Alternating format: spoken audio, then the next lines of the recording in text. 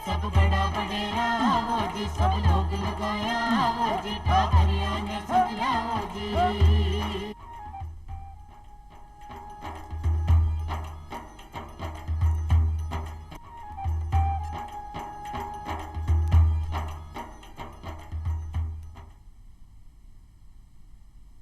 चौपाल देख बड़ा सगला ग्रामीण भाई बहना ने राम राम सा भाई बहना जो चौपाल रमा यहाँ पर जिना नवा नवा विषय ले रहता है करा और सावटी जानकारियां हासिल करा उन्हीं प्रकार आज भी अपनी चौपाल रमा यहाँ पर एक न्यारो निर्वाल और एक नवादु विषय ले रहता है कर और खासा मैं तो जानकारियां हासिल कर भाई बहना अपनी भारतीय संस्कृति को मूल जीवन दर्शन है सर्वे भवंतु सुखिन सर्वे संतु निरामया सर्वे भद्राणी पश्यंतु माँ कश्चित दुख भाग भवेत कि धरती पर जितना भी जीव है जिके में आप मिनक भी शामिल हाँ सगड़ा का सगड़ा सुखी रहे निरोगा रहे आनंद मंगल के साथ रहे और अपनी चाहे भारत की केंद्र सरकार हो चाहे राज्य की सरकार हो वे भी आई चाहे कि अपनी जनता के में जितना भी वर्ग है जका सुखी और संपन्न रहे इसलिए सरकार सबके लिए योजना में बनावे पण एक कहावत है कि मायत को मन हमेशा जो कमजोर बेटा पर भी पर ज्यादा रहे भी प्रकार सरकार भी देखी जाए तो सरकार भी एक पूरी अपनी जनता की मायत हुए और भी प्रकार अपने लिए योजनाओं बनाती रहे और कमजोर वर्गों के लिए विशेष रूप से वह योजनाओं बनावे ताकि वह को भी उत्थान हुए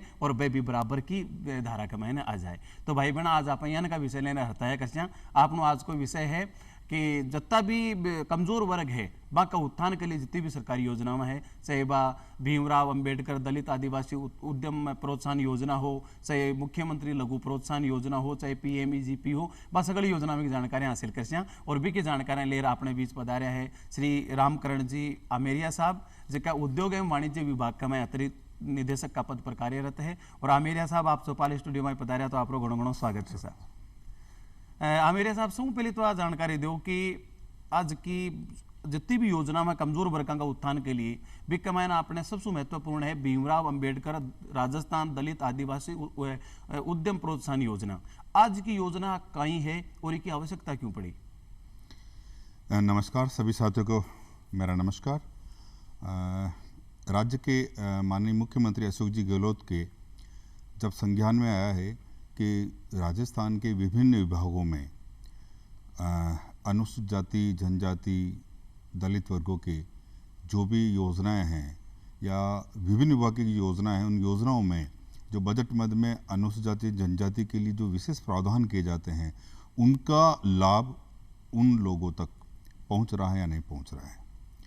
जब उद्योग विभाग की हमारी जितनी योजनाएं हैं उसमें बजट मद में SC ST के मद में जो भी पैसा आता है जब वो खर्च नहीं हो पा रहा था तो ये जानकारी आने के पश्चात माननीय मुख्यमंत्री जी ने अधिकारियों को बुलाकर निर्देश दिया गया कि ये इस SC ST के मद के लिए जो भी पैसा राज्य सरकार आवंटित करती है वो उन तक कैसे पहुँचे इसके संबंध में कोई कार्य योजना तैयार की जाए।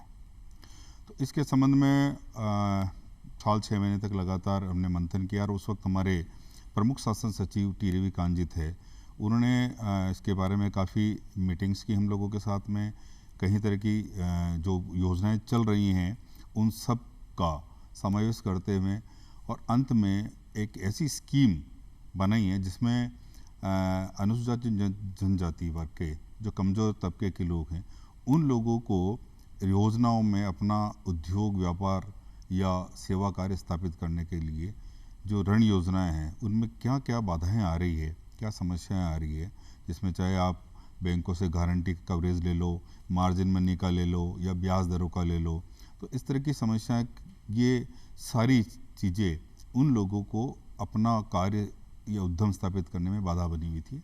उन सारी बाधाओं को हटाने के उद्देश्य से और बहुत ही आसानी से कमज़ोर तबके के व्यक्तियों को इस योजना को राज्य सरकार की जो भी योजना है उसका लाभ मिल पाए उन सब परिकल्पनाओं के आधार पर उन सभी चीज़ों को सम्मिलित करते हुए डॉक्टर BR अम्बेडकर स्कीम की घोषणा माननीय मुख्यमंत्री जी ने बजट वर्ष 2022-23 के अंदर इसकी घोषणा की है और घोषणा के पश्चात इस योजना का प्रारूप तैयार किया गया जिसपे काफ़ी मंथन हुआ है।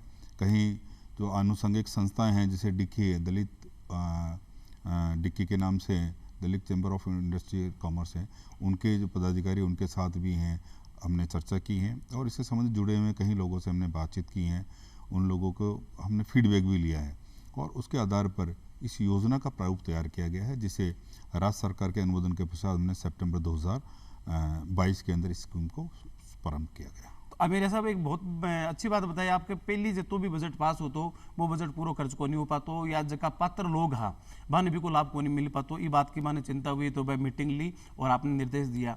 तो वर्तमान में कि अपने राजस्थान का कमजोर वर्गों के उत्थान के लिए महत्वपूर्ण योजना है, वह है डॉक्टर भीमराव अंबेडकर राजस्थान दलित आदिवासी उद्यम प्रोत्साहन योजना। तो वर्तमान में जो आपको विभाग है ये योजना ने सफल करवा के लिए कहीं कहीं उद्देश्य ले चल रही है। डॉक्टर बी आर अम्बेडकर दलित आदिवासी उद्यम प्रोत्साहन योजना के क्रियान्वयन के लिए काफ़ी महत्वपूर्ण प्रयास और रोड मैप तैयार किया गया है। हमने प्रथमतः सभी ज़िलों को और बैंक चूँकि ये योजना हम लोग बैंकों के माध्यम से क्रियान्वित कर रहे हैं, तो इसका पर्याप्त प्रचार प्रसार हमने जिला उद्योग केंद्रों के माध्यम से हमने कैंप आयोजित किए हैं, और इस दलित आदिवासी वर्ग के जुड़े हुए जितने भी संस्थान, जितनी संगठन हैं, उन लोगों के साथ डिक्की के साथ हमने हर ज़िले के अंदर कैंपों का आयोजन किया गया। उस कैंपों के माध्यम से हम इस योजना का पूर्ण प्रचार प्रसार उन वर्गों के लोगों तक कर पा रहे हैं।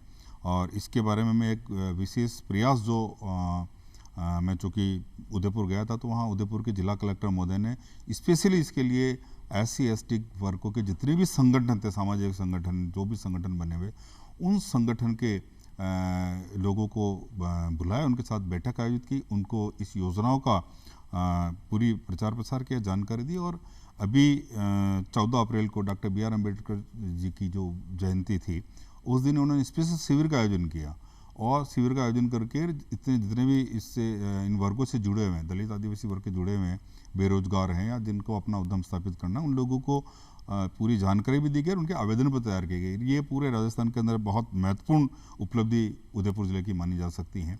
और भी जिलों ने इस तरह के प्रयास किए हैं, और इसी के माध्यम से हम लोग उन दलित और आदिवासी क्षेत्र के वर्गों के जो छोटे लोग हैं, जिन्होंने अपना उद्यम, अपना कार्य स्टार्ट करना चाहते हैं, उन लोग तक हम पहुंच रहे हैं, उन लोगों को मोटिवेट कर रहे हैं, उनके आवेदन तैयार करा रहे हैं, और आवेदन तैयार करके हम बैंकों को प्रायोजित करने की कार्रवाई कर रहे हैं। जी, आप बताइए कि आप हर जिला का मैं जरूर भी कमाए कैंप लगाओ।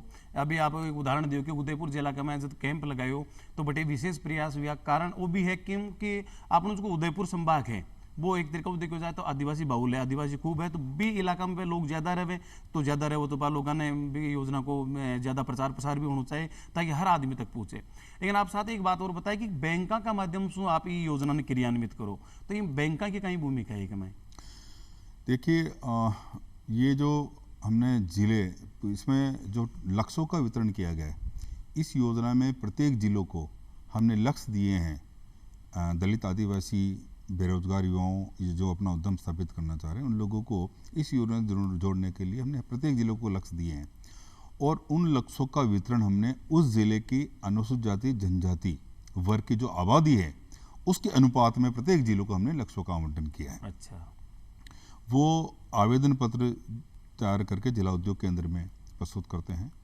और जिला उद्योग केंद्र में एक टास्क फोर्स बनी हुई है, एक कमेटी बनी हुई है जो महाप्रबंधक जिला उद्योग केंद्र की अध्यक्षता में होती है।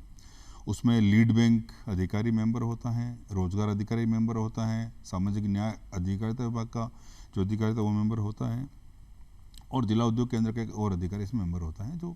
जो भी प्रस्ताव इस योजना में प्राप्त होते हैं, आवेदन पत्र, उनका साक्षात्कार के माध्यम से चयन करके उन आवेदन पत्रों को ऐसे बैंकों में जिनको लक्ष्य का वितरण किया गया है, और वो बैंक वो है जिनको RBI ने रिकॉग्नाइज कर रखा है, रिजर्व बैंक ऑफ इंडिया से जिन बैंकों को स्वीकृति मिली हुई, ऐसे नेशनलाइज बैंक हो सकते हैं या निजी बैंक हो सकते हैं, ग्रामीण बैंक हो सकते हैं, कोऑपरेटिव बैंक हो सकते हैं, इन सभी बैंकों को लक्ष्यों का वितरण किया जाता है, और उनके माध्यम से इस योजना के तहत लगाने वाले जो भी उद्यम कार्य, व्यापारिक कार्य या सेवा कार्य होता, तो उसमें ऋण का वितरण, स्वीकृति और वितरण का काम उनके माध्यम से किया जाता है।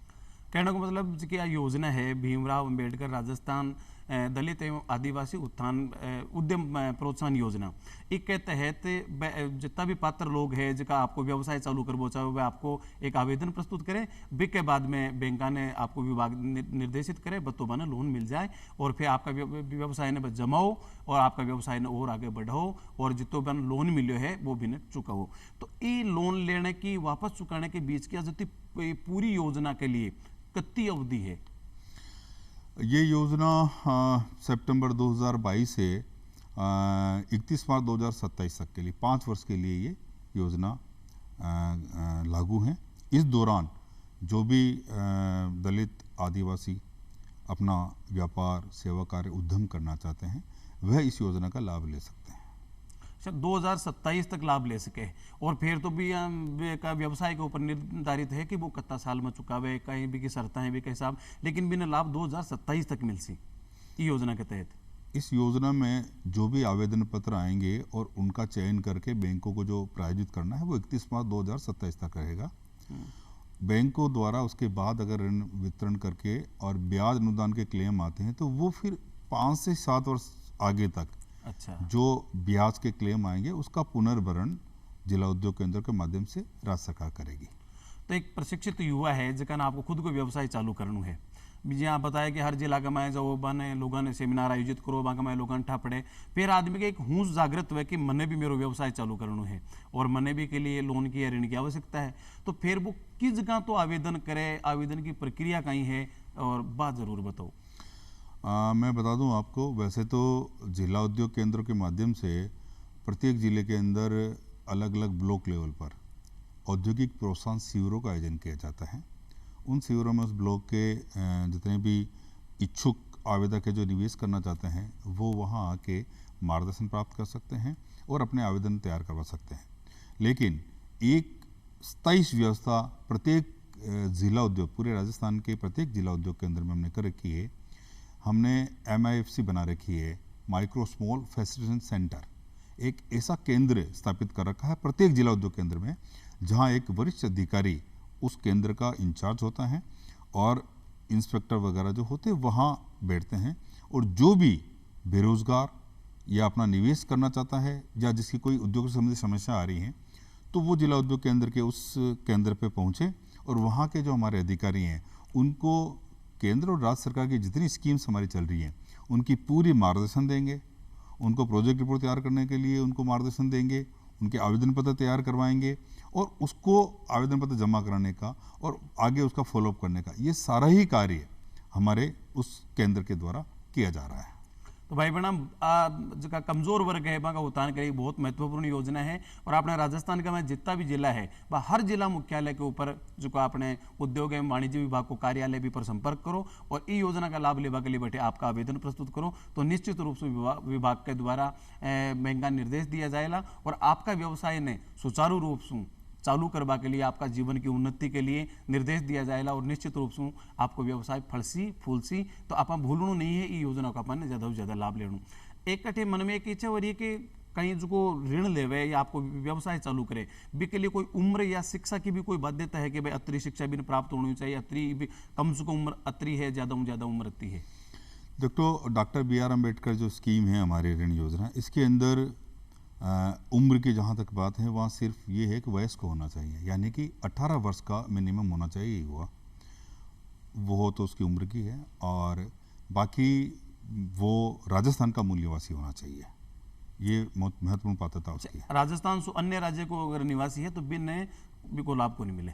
हाँ, अन्य राज्य से यहाँ के नहीं, अन्य राज्य का व्यक्ति अगर यहाँ का मूल निवासी बन जाता है, मूल निवासी की श्रेणी में आ जाता है तो उसको भी लाभ मिलेगा। अच्छा, और एजुकेशन भी शिक्षा की योग्यता है कहीं होनी चाहिए? शिक्षा की पात्रता इस योजना के अंदर कोई साक्षर है उसको भी योजना का लाभ मिलेगा। इस तरह की कोई भी बाइंडिंग हमने नहीं लगाई है कि इतना पढ़ा लिखा व्यक्ति इस योजना का लाभ ले पाएगा। इसको इतना सरल बनाया गया इसकी, जैसे कि आपको पता है कि दलित और आदिवासी क्षेत्र के कमजोर वर्ग के में अभी भी शिक्षा का पूर्णतः प्रसार नहीं है। बिल्कुल। तो उन लोगों से इस बाधा को भी दूर किया गया है।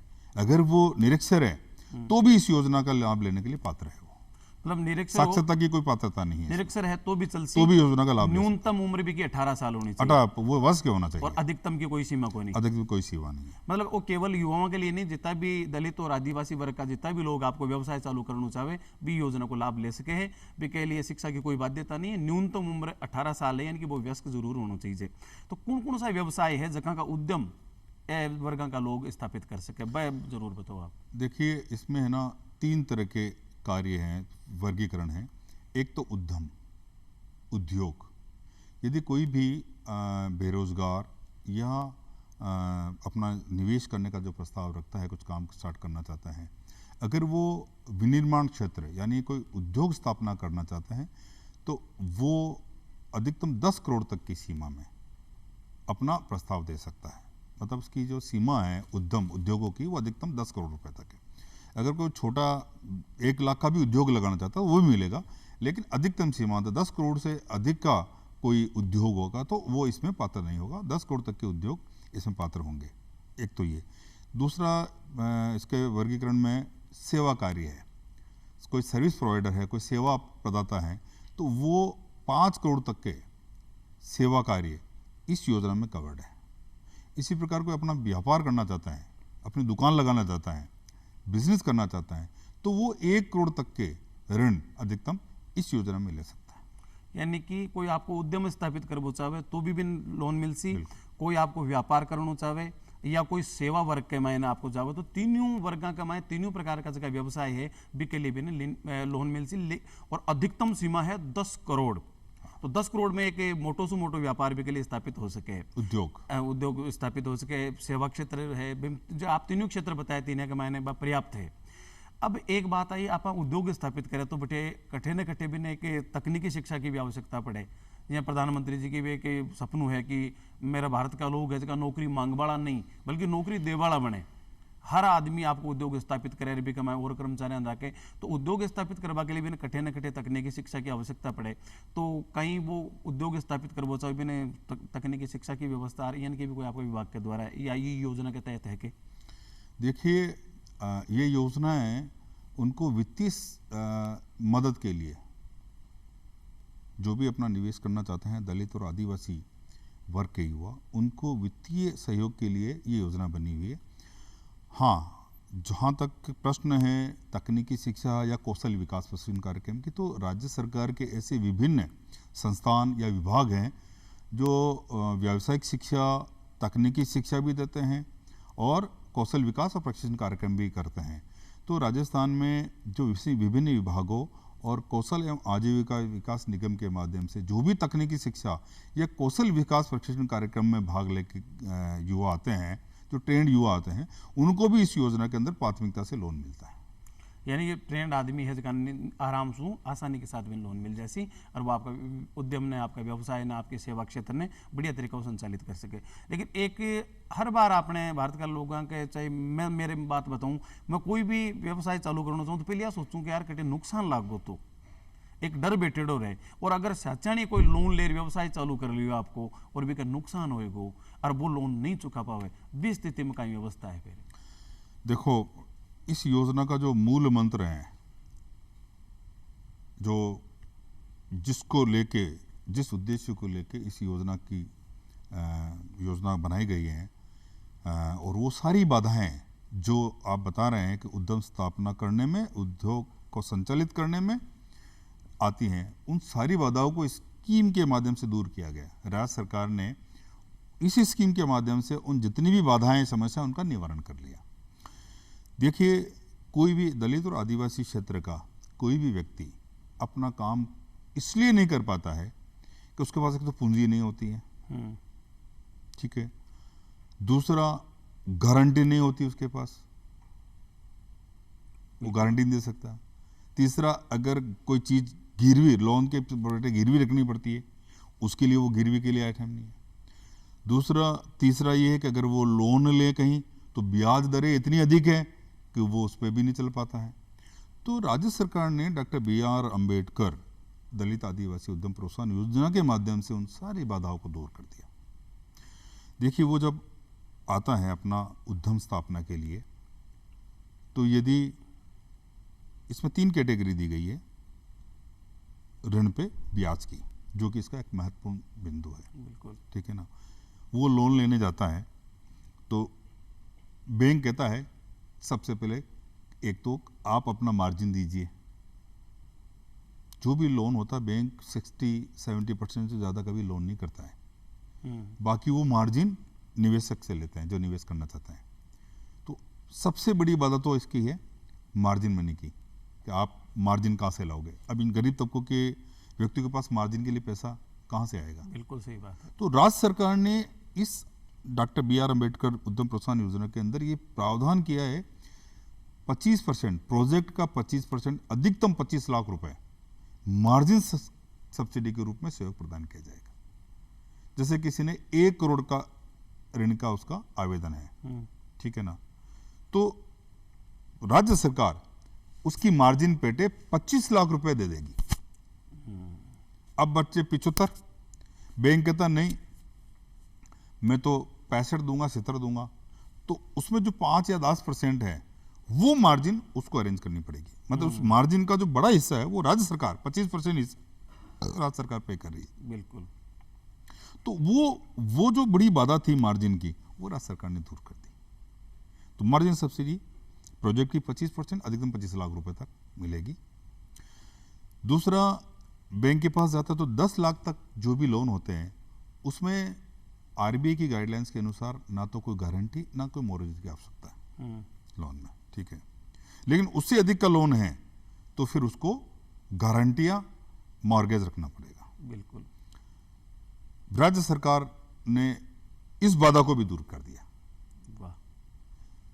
सिडबी की एक अनुषंगिक संस्था है MSACDP, जिसके माध्यम से गवर्नमेंट की कई योजनाओं में गारंटी कवरेज दिया जाता है।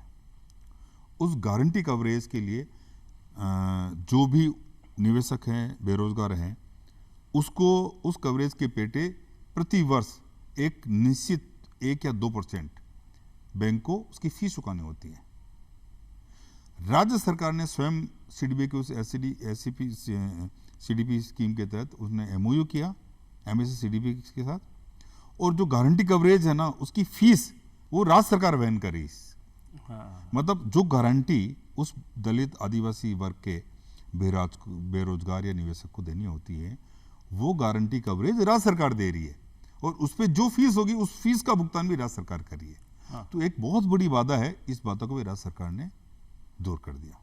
तो आज की गारंटी है या मार्जिन मनी है, इन आप अनुदान मान लिया या अलग से अनुदान की और व्यवस्था जी, इसके अलावा एक ब्याज अनुदान है। हाँ। मैं आपको उसी बात पर रहा हूँ, आपने प्रश्न किया था कि घाटा हो या डूबने में, तो सरकार ने सारी बाधाएं दूर करके इतना अच्छा प्लेटफॉर्म तैयार कर दिया है कि शायद कोई चांस नहीं, इतनी फैसिलिटी, इतनी सुविधा मिलने के बाद भी कोई उद्यम डूब जाए।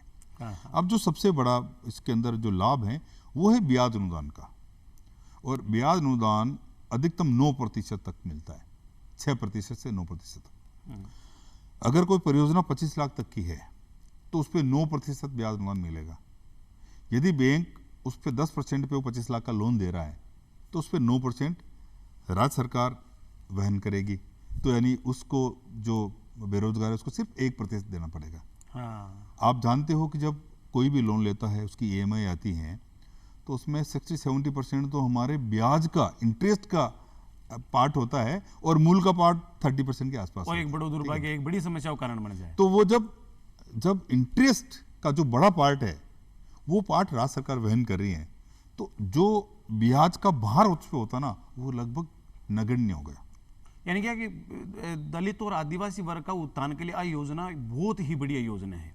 बहुत साथ ही के प्रधानमंत्री जी की योजना और भारत सरकार की PMEGP। नहीं, इसके पहले मैं इस योजना में जो 2 चीजें रह गई ना जी। 9% है 25 लाख तक के, 25 लाख से 5 करोड़ तक का जो लोन होगा उस पर 7% ब्याज दर मिलेगी। 25 लाख से 5 करोड़ हाँ, तक। 25 लाख से ऊपर का अगर प्रोजेक्ट है 5 करोड़ तक का है तो उस पर 7% ब्याज का जो अनुदान है वो राज्य सरकार वहन करेगी, और 5 करोड़ से अधिक का लोन है 10 करोड़ तक का है तो उस पर 6% ब्याज का भार राज्य सरकार वहन करेगी।